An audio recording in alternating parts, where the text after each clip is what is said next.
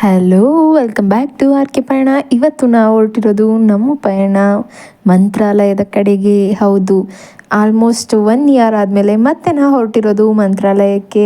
I am feeling so happy and so bless because ಎಲ್ಲರಿಗೂ ಮಂತ್ರಾಲಯಕ್ಕೆ ಹೋಗೋ ಆಪರ್ಚುನಿಟಿ ಸಿಗೋದಿಲ್ಲ. ಆ್ಯಂಡ್ ನನಗೆ ಕಂಟಿನ್ಯೂಸ್ ಆಗಿ 3 ವರ್ಷದಿಂದ ಹೋಗೋ ಆಪರ್ಚುನಿಟಿ ಸಿಕ್ಕಿದೆ.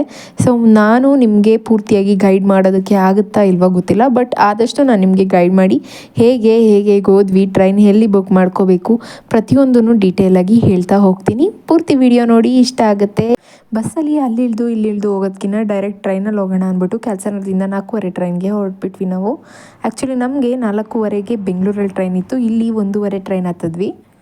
ಯೂಶ್ವಲಿ ಪಾಪುನ ಕರ್ಕೊಂಡು ಹೋಗ್ಬೇಕಾದ್ರೆ ಫುಲ್ಲ ಭಯ ಇರುತ್ತೆ, ಒಂಥರ ಟೆನ್ಷನ್ ಇರುತ್ತೆ, ಲೈಕ್ ಅಡ್ಜಸ್ಟ್ ಆಗ್ತಲೋ ಇಲ್ವೋ ಅಂತ. ಆ್ಯಂಡ್ ಪಾಪುಗೆ ಕೂಡ ಇದು ಫಸ್ಟ್ ಟೈಮ್ ಈಚೆ ಹೋಗ್ತಾ ಇರೋದ್ರಾಗಿರೋದ್ರಿಂದ ಫುಲ್ ಪ್ರಿಪೇರ್ ಆಗಿದ್ವಿ, ಅವಳಿಗೆ ಏನು ಬೇಕು ಎಲ್ಲ ತೊಗೊಂಡಿದ್ವಿ. ಸೊ ಅದೇ ತುಂಬ ಲಗೇಜ್ ಆಗೋಗಿತ್ತು. ಹೇಗೋ ಟ್ರೈನಲ್ಲಿ ಹೋಗ್ತಾ ಸೀಟು ಕೂಡ ಸಿಕ್ತು. ಇಲ್ಲಿಂದ ಏನು ನಾವು ಬುಕ್ ಮಾಡ್ಕೊಂಡಿರಲಿಲ್ಲ.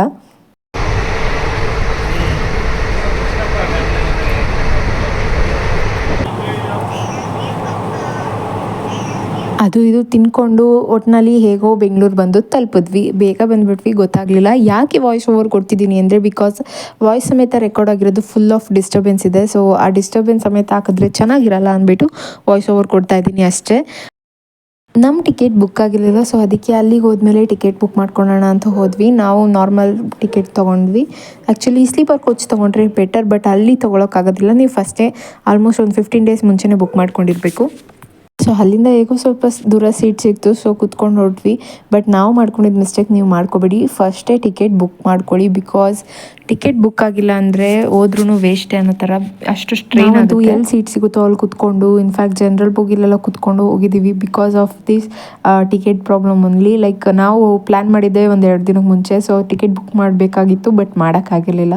ಲಾಸ್ಟ್ ಟೈಮ್ ಕೂಡ ನಾವು ಟಿಕೆಟ್ ಬುಕ್ ಮಾಡಿರಲಿಲ್ಲ, ಹಾಗೆ ಹೋದಾಗ ಸೀಟ್ ಸಿಕ್ಕಿತ್ತು. ಬಟ್ ಈ ಟೈಮೇ ಸ್ವಲ್ಪ ರಿಸ್ಕ್ ಆಗಿದ್ದು ನಮಗೆ.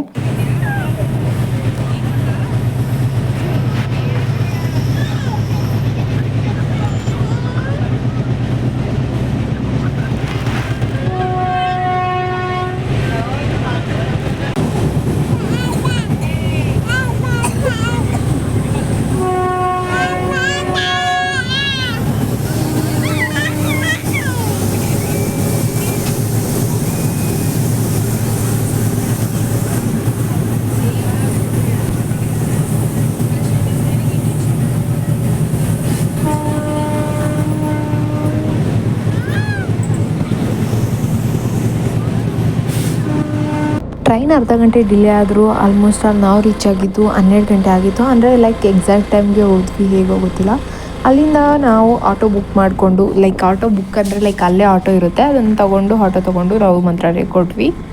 ಲಿಟ್ರಲಿ ಟ್ರೈನ್ ಇಲ್ದಿದ್ದ ಜನ ನೋಡಿಬಿಟ್ಟು ನನಗೆ ಲೈಕ್ ಆಟೋ ಸಿಗುತ್ತಾ ಅನ್ನೋದಿತ್ತು, ಬಟ್ ಅಲ್ಲೇ ಸಾವಿರಾರು ಆಟೋಗಳಿತ್ತು. ಲೈಕ್ ಆಲ್ಮೋಸ್ಟ್ 100ಗಿಂತ ಪ್ಲಸ್ ಆಟೋಸ್ ಇತ್ತು. ಸೊ ಜನಕ್ಕೆ ಸರಿ ಹೋಯ್ತು ಅಂತ ಅನ್ನಿಸ್ತು.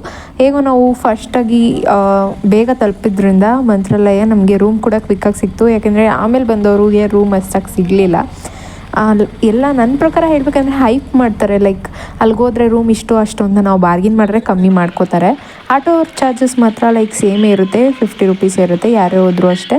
ಇನ್ನು ನಾನು ರೂಮ್ ಬಗ್ಗೆ ಹೇಳ್ತಾ ಹೋಗ್ತೀನಿ.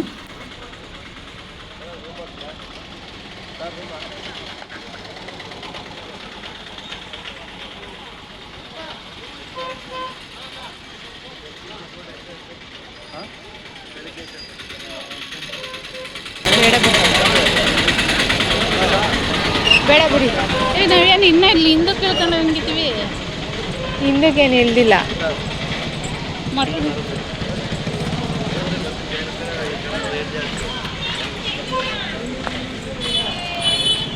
1500 ಎಷ್ಟಂತೆ?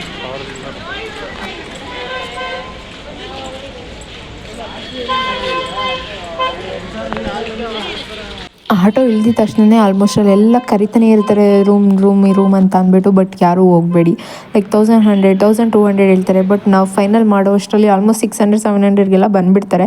ನಮಗೆ ಈ ರೂಮ್, ನಾನು ಇವಾಗೇನು ತೋರಿಸ್ತಿದ್ದೀನಲ್ಲ, ಈ ರೂಮ್ ನಮಗೆ ಆಲ್ಮೋಸ್ಟ್ 600ಗೇನೋ ಸಿಕ್ತು. ಪರ್ ಪರ್ಸನ್ 200 ಬೀಳ್ತು ಅಷ್ಟೇ ನಮಗೆ. ನಿಜ ಹೇಳ್ಬೇಕಂದ್ರೆ 600 ವರ್ತಿ, ಬಿಕಾಸ್ ನಾವು ಸ್ನಾನಕ್ಕೆ ಹೋಗ್ತೀವಿ, ಫ್ರೆಶ್ ಅಪ್ ಆಗ್ತೀವಿ ಅಂದ್ರೇ 200 ಬೀಳುತ್ತೆ ಪರ್ ಪರ್ಸನ್. ಬಟ್ ನಮ್ಗೆ ರೂಮೇ ಸಿಕ್ತು 1 ಡೇ ಹಾಲ್ಟ್ ಮಾಡೋ ಥರ, ಲೈಕ್ 12 ಅವರ್ಸ್ ಅಲ್ಲೇ ಇರ್ಬೋದು. ನಮ್ಗೆ ಹಂಗೆ ಹೋಗಿ ಚೆಕಿನ್ ಆಗಿದೆ 12 ಆಗಿದ್ದರಿಂದ ದೇವಸ್ಥಾನದ ಹತ್ರ ಹೋಗಿ ಬರೋಣ ಒಂದ್ಸತಿ ಅಂತ ನಾನು ಅಮ್ಮ ಮಾತ್ರ ಹೊರಟ್ವಿ ಪಾಪುನ ರೂಮಲ್ಲೇ ಬಿಟ್ಟು. ತುಂಬ ಚೆನ್ನಾಗಿತ್ತು, ಆ ವ್ಯೂ ನೋಡೋಕ್ಕೋಸ್ಕರನೇ ಅಲ್ಲಿಗೆ ಹೋದಂಗಿತ್ತು. ಇನ್ನು ಲೈಕ್ ರೂಮ್ ಬಗ್ಗೆ ನಿಜವಾಗ್ಲೂ ರೂಮಿಗೆ ಕೊಡ್ಬೋದು, ನೀವು ವಿಚಾರಿಸಿ ನೋಡಿ ಹೇಳ್ಬೇಕು. ರೂಮ್ ಹೆಸರು ಬೇಕು ಅಂದರೆ ಕಮೆಂಟ್ ಸೆಕ್ಷನಲ್ಲಿ ತಿಳಿಸಿ, ರೂಮ್ ಡೀಟೇಲ್ಸ್ ನಾನು ಇನ್ನೂ ಚೆನ್ನಾಗಿ ಎಕ್ಸ್ಪ್ಲೇನ್ ಮಾಡಿ ನಿಮಗೆ ಮೆಸೇಜ್ ಮಾಡ್ತೀನಿ.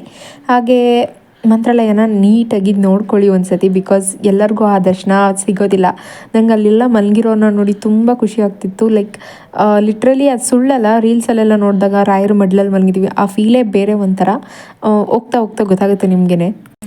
ಬರ್ತಿತ್ತು ಅದನ್ನು ತೆಗ್ಬಿಟ್ಟಾರೆ. ಬೆಳಗ್ಗೆ ಬರುತ್ತೆ ಅಂತ ಟೈಮಿಂಗ್ಸ್ ಹಾಕಿಲ್ವಾ? ಬೆಳಗ್ಗೆ ಬರೋದಕ್ಕೂ ಇವಾಗ ಬಂದಾಗ ಕಾಣಿಸೋದಕ್ಕೆ ಸರ್ ಹಾಗೆ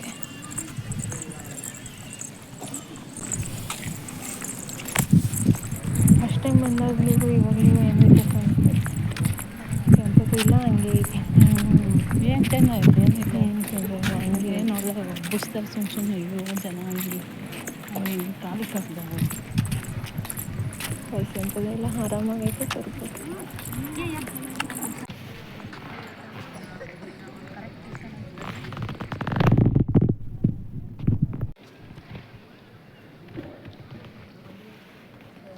ಗೈಸ್, ನಮ್ಮಮ್ಮ ಡೀಪಾಗಿ ಏನೋ ಬೇಡ್ಕೋತಾರೋ ನೋಡ್ತಾರೋ ಗೊತ್ತಿಲ್ಲ.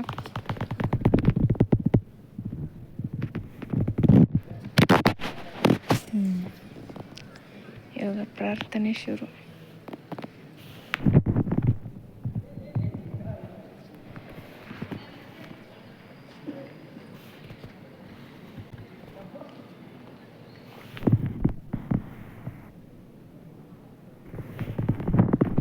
ನಮ್ಮಮ್ಮ ಇದು ಬರ್ತಾರೆ ಅಂತ ನಾನು ವೆಯ್ಟ್ ಮಾಡಿದೆ, ಬಟ್ ಅವ್ರು ಬರಲಿಲ್ಲ. ಅದೇನೋ ಗೊತ್ತಿಲ್ಲ, ನನಗೂ ಹೋಗಿ ಅಲ್ಲಿ ಕುತ್ಕೋಬೇಕು ಅಂತ ಅನ್ನಿಸ್ತು. ಒಂದು ಸತಿ ಆ ಚಂದ್ರನ ನೋಡಿಕೊಂಡು ಅಲ್ಲಿ ಹೋಗಿ ಕುತ್ಕೊಂಡೆ, ಬಟ್ ಇದು ಬರೋಕ್ಕೆ ನಿಜವಾಗ್ಲೂ ಮನಸ್ಸೇ ಆಗ್ತಾ ಇರಲಿಲ್ಲ. ಅದು ಯಾಕೋ ಗೊತ್ತಿಲ್ಲ, ಲೈಕ್ ಕುತ್ಕೊಳ್ಳೋರ್ಗೂ ಯಾಕಪ್ಪ ಕುತ್ಕೋಬೇಕು, ಎದ್ದೋದ್ರೆ ಸಾಕು ಮಲಗಬೇಕು ಅನ್ನಿಸ್ತಿತ್ತು. ಬಟ್ ಕುತ್ಕೊಂಡು ಒಂದು ಸತಿ ಅಲ್ಲಿ ಮಾತಾಡಬೇಕಾದ್ರೆ ಒಂಥರ ಲೈಕ್ ಮೈಂಡೇ ಫ್ರೆಶ್ ಆಗೋಯಿತು. ಇನ್ನು ಎಲ್ಲರೂ ಇಲ್ಲಿ ಮನ್ಗಿರೋರು ಇನ್ಯಾವ ಥರ ಫೀಲ್ ಆಗ್ತಿರುತ್ತೆ. ಬಟ್ ಕ್ಲೀನಿನೆಸ್ ಒಂದು ತುಂಬ ಕಮ್ಮಿ, ಲೈಕ್ ಎಲ್ಲ ಫುಲ್ ಆಫ್ ಲೈಕ್ ತುಂಬ ಪ್ಲಾಸ್ಟಿಕ್, ಹಾಗೆ ಕ್ಲೀನೇ ಇಲ್ಲ ಅನ್ನೋ ಥರ ಫೀಲ್ ಆಗ್ತಿತ್ತು. ಆ ಕ್ಲೀನ್ ಒಂದು ಚೆನ್ನಾಗಿದ್ಬಿಟ್ಟಿದ್ರೆ ಚೆನ್ನಾಗಿರ್ತಿತ್ತು. ಇಷ್ಟು ಅಲ್ಲಿ 2 ಸತಿ ಬಂದಿದ್ರು ಇದನ್ನು ನೋಡೇ ಇರಲಿಲ್ಲ, ಇವಾಗಲೇ ನೋಡ್ತಾ ಇರೋದು. ಬೃಂದಾವನ ಗಾರ್ಡನ್ ಅದೇನೆ, ನಾವು ಇಲ್ಲೇ ಹುಡುಕ್ಬೋದಾಯ್ತು, ಅಷ್ಟು ಬೇಗ ಹೋಗೋದು. ಬಟ್ ಇಲ್ಲಿಗೆ ಬಂದು ಕೇಳಿದಾಗ ಕೊಡೋಲ್ಲ ಅವರು.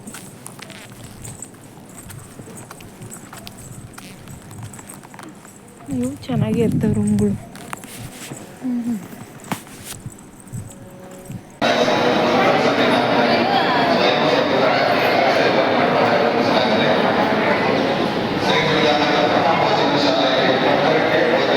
ನೀವು ದರ್ಶನಕ್ಕೆ ಹೋಗ್ಬೇಕಾದ್ರೆ ಎಲ್ಲ ನಿಜವಾಗ್ಲೂ ವೀಡಿಯೋ ಮಾಡ್ಕೊಳ್ಳೋಕ್ಕಾಗಿ ಬ್ಲಾಗ್ ಮಾಡ್ಕೊಳ್ಳೋಕ್ಕಾಗಿಲ್ಲ, ಬಿಕಾಸ್ ಅದರಲ್ಲಿ ಏನಾಗುತ್ತೋ ಗೊತ್ತಿಲ್ಲ. ಅಲ್ಲಿ ನಾವೇ ಮುಳ್ಗೋಗ್ಬಿಟ್ಟಿದ್ದೀವಿ ಅನ್ನೋ ಥರ ಫೀಲು. ಅದು ದೇವ್ರ ಸನ್ನಿಧಾನಕ್ಕೆ ಹೋಗಿದ ತಕ್ಷಣ ಲೈಕ್ ಪಾಸಿಟಿವಿಟಿ ಕಣ್ಣಲ್ಲಂತೂ ನೀರು. ಅಭಿಮಾನಿಗಳು ಜಾಸ್ತಿ ಆಗುತ್ತೆ. ನೈಟ್ ತಿಂಡಿ ಊಟ ಏನು ನೆನ್ನೆ ಕೂಡ ಸರಿ ಇರಲಿಲ್ಲ, ಸೊ ಅದಕ್ಕೆ ಇವತ್ತು ಫಸ್ಟ್ ನಾವು ತಿಂಡಿ ಮಾಡ್ಕೊಳ್ಳೋಣ ಅಂತ ಬಂದ್ವಿ. ಹಾಗೆ ನಮ್ಮ ಪುಟ್ರಾಯರನ್ನ ಕರ್ಕೊಂಡು ಬಂದ್ವಿ. ಯಾಕೆ ಪುಟ್ರಾಯರು ಅಂತಿದ್ದೀನಿ ಗೊತ್ತಾ? ಬಿಕಾಸ್ ದೇವಸ್ಥಾನದಲ್ಲಿ ಸಿಕ್ಕಿರೋ ಪ್ರತಿಯೊಬ್ಬರು ಪುಟ್ರಾಯರು ಅಂತಲೇ ಕರೀತಿದ್ರು. ಹಾಗೆ ಎಲ್ಲರೂ ವೀಡಿಯೋಸು ರೀಲ್ಸ್ ಕೂಡ ಮಾಡ್ಕೊಂಡಿದ್ರು. ನಮಗೆ ದರ್ಶನಕ್ಕೆ ನಿಜ ಹೇಳ್ಬೇಕಂದ್ರೆ ಕಮ್ಮಿ ಟೈಮ್ ಆಯಿತು, ಲೈಕ್ ಒಂದು 10 to 15 ಮಿನಿಟ್ಸ್ ಒಳಗಡೆ ದರ್ಶನ ಆಗೋಯಿತು. ಬಟ್ ಪ್ರಸಾದ ತೊಗೋಬೇಕಾದ್ರೆ ಮಾತ್ರ ಆಲ್ಮೋಸ್ಟ್ 1.5 hour ನಿಂತಿದ್ದೀನಿ. ನಾನು ಒಬ್ಬಳೇ ಕೂಡ ಹೋಗಿದ್ದೆ. ನಾನು ಪಾಪುನ ಅಮ್ಮ ಎತ್ಕೊಂಡಿದ್ರು, ನಾನು ಒಬ್ಬಳೇ ಹೋಗಿ 1.5 hour ನಿಂತಿದ್ದೀನಿ ಕ್ಯೂ ಅಲ್ಲಿ. ಆಗ್ತಾಯಿಲ್ಲ, ಬಟ್ ಆದರೂ ನಿಂತಿದ್ದೀನಿ. ತುಂಬ ಬೇಜಾರಾಯಿತು. ಆದರೂ ಲೈಕ್ ಆವಾಗ ಅನ್ನಿಸ್ತು ಪ್ರಸಾದ ತಿನ್ನೋಕ್ಕೋಸ್ಕರ ಇಷ್ಟೊಂದು ಜನ ನಿಂತಿದ್ವಾ ಅಂತ ಅಂದ್ಬಿಟ್ಟು. ನಮ್ಮ ಪುಟ್ರಾಯರು ಯಾವ ಥರ ಕಾಣ್ತಿದ್ದಾರೆ ಅಂತ ಕಮೆಂಟ್ ಸೆಕ್ಷನಲ್ಲಿ ತಿಳಿಸಿ. ನಿಜವಾಗ್ಲೂ ಬ್ಲರ್ ಮಾಡೋಕ್ಕೆ ಇಷ್ಟ ಇಲ್ಲ, ಬಟ್ ಸ್ಟಿಲ್ ಮಾಡಬೇಕಾಗಿದೆ, ಮನೆಯವ್ರಿಗೋಸ್ಕರ ಮಾಡಿದ್ದೀನಿ. ಹಾಗೂ ಪಾಪು ಫೋಟೋ ಆಲ್ರೆಡಿ ಇನ್ಸ್ಟಾಗ್ರಾಮಲ್ಲಿ ಹಾಕಿದ್ದೀನಿ, ಯಾರೆಲ್ಲ ನೋಡಿಲ್ಲ ಹೋಗಿ ನೋಡಿ. ಹಾಗೆ ಇವತ್ತು ಹೆಚ್ಚು ನಮಸ್ಕಾರ ಕೂಡ ಮಾಡಿದ್ದೆ ನಾನು. ಲೈಕ್ ನಾನು ಪ್ರತಿ ಸತಿ ಬಂದಾಗಲೂ ಮಾಡ್ತೀನಿ, ಆದರೆ ಈ ಸತಿ ಮಾಡೋಕ್ಕಾಗುತ್ತಾ ಇಲ್ವಾ ಅಂತ ಅಂದ್ಕೊಂಡಿದ್ದೆ, ಬಿಕಾಸ್ ನನ್ನ ಬಾಡಿ ನಿಜವಾಗ್ಲೂ ವೀಕ್ ಆಗಿದೆ, ಅದು ನಿಮ್ಗೆ ಗೊತ್ತಿರುತ್ತೆ. ಹಾಗೆ ಲೈಕ್ ಫುಲ್ ಹುಷಾರು ಕೂಡ ಇರಲಿಲ್ಲ, ಆದರೂ ಕೂಡ ಮಾಡಿದೆ. ನಾನು ಹೇಳ್ದಂಗೆ ದೇವರೇ ನಮಗೊಂಥರ ಶಕ್ತಿ ಕೊಟ್ಟಂಗಾಯಿತು.